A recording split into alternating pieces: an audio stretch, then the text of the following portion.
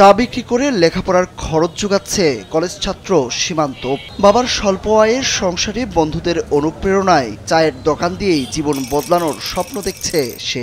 চা বিক্রি করে সংসার চালানোর পাশাপাশি নিজের লেখাপড়ার খরচও চালিয়ে নেয়ার সাহস দেখিয়ে সবার প্রশংসায় ভাসছে সীমান্ত।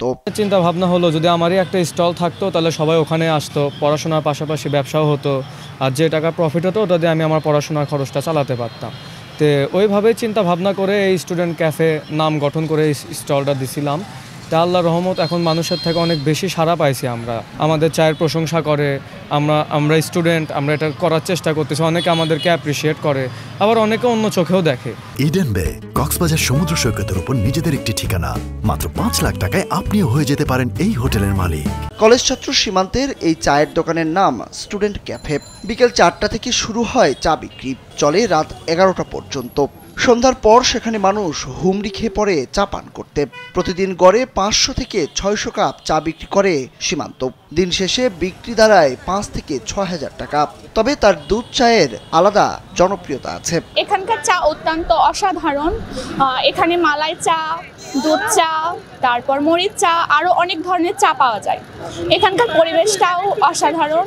যদিও অনেক জায়গার চা আবার ট্রাই করা হয়েছে, তবে এখানকার চা অসাধারণ। এখানকার চায়ের একটা বিশেষত্ব আছে, এই চাটার চার যে ফ্লেভার এটা অনেক প্রপারলি পাওয়া যায়। তো সবকিছু মিলিয়ে এটা আমার কাছে খুব ভালো লেগেছে। আমি এখানে প্রাইভেট পড়ি, প্রাইভেট শেষে প্রায় দিনই এখানে এসেই চা খাওয়া হয়। এখানকার চায়ের মানও যেহেতু ভালো, আর সকল প্রকারের চা পাওয়া যায়। মরিচ চা বলেন, লেবু চা, মাল্টা চা, সকল প্রকারের চা পাওয়া যায়। সীমান্তের দোকানে 9 ধরনের চা পাওয়া যায়। এর মধ্যে লাল ও লেবু চা 8 টাকা, মরিচ ও তুলসী চা 10 টাকা, মাল্টা, তেঁতুল ও দুধ চা 15 টাকা করে, আর মালাই চা 40 টাকা।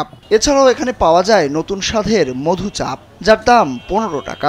তবে সবকিছু ছাপিয়ে তার দুধ চা ভীষণ জনপ্রিয়। তার এই চা একবার কেউ পান করলে আবারও আসেন চায়ের স্বাদ নিতে। প্রাইভেটের কাছে তো আমাদের ব্যাচমেট হয়, মাঝে মাঝে ফ্রেন্ডের সাথে এসে আড্ডা দেওয়ার সময় চা খাওয়া হয়। এখানকার চা মজা। সে সারাদিন লেখাপড়া করে বিকেলের দিকে আপনার দোকানটা ওপেন করে এখন নিজে স্বাবলম্বী হওয়ার চেষ্টায় আছে, ফ্যামিলির একটা দায়িত্ব নেওয়ার চেষ্টায় লেখাপড়ার পাশাপাশি। এটা অনেক আশাবাদী একটা বিষয়। সীমান্ত ভাইয়া চাটা বিক্রি করে, এটা আমার অনেক ভালো লাগে এবং আমি প্রত্যেক দিনের এখানে এসে চা খাই, খুবই ভালো মানের চা। কলেজ ছাত্র তাহমিক রহমান সীমান্ত জানায়, বসে না থেকে চায়ের দোকান দিলে পড়াশোনার খরচ জোগানো সম্ভব হতো, সেই ধারণা থেকেই এই চায়ের স্টল দেওয়া। মানুষের কাছ থেকে বেশ ভালো সাড়া পাওয়ায় বেশ উৎসাহ পাচ্ছে সীমান্ত। তবে লেখাপড়া ঠিক রেখে স্টুডেন্ট ক্যাফেকে আরো বড় পরিসরে গড়ে তোলার আশা তার। ভবিষ্যতে স্টুডেন্ট ক্যাফে থেকে স্টুডেন্ট ক্যাফেকে আরো বড় দিকে নিয়ে যাওয়ার একটা চিন্তা ভাবনা আছে। আসলে সবকিছুই পড়াশোনা ঠিক রেখে করার চিন্তা ভাবনা আছে। আমি তো এটা সারাদিন করতে পারি না, বিকালে এসে ওপেন করে রাত পর্যন্ত, মাঝখানের সময়টা পড়াশোনার ভিতর ব্যস্ত থাকতে হয়। বগুড়া শহরের নারুলি এলাকায় বাড়ি তাহমিক রহমান সীমান্তের। সীমান্ত বগুড়া সরকারি আজিজুল হক কলেজের বাণিজ্য বিভাগের দ্বাদশ শ্রেণীর শিক্ষার্থী। আর তার এই স্টুডেন্ট ক্যাফে বগুড়া শহরের ফুলবাড়ি এলাকার ভান্ডারী বালিকা উচ্চ বিদ্যালয়ের সামনে অবস্থিত। সুরুজ আহমেদ, কালবেলা।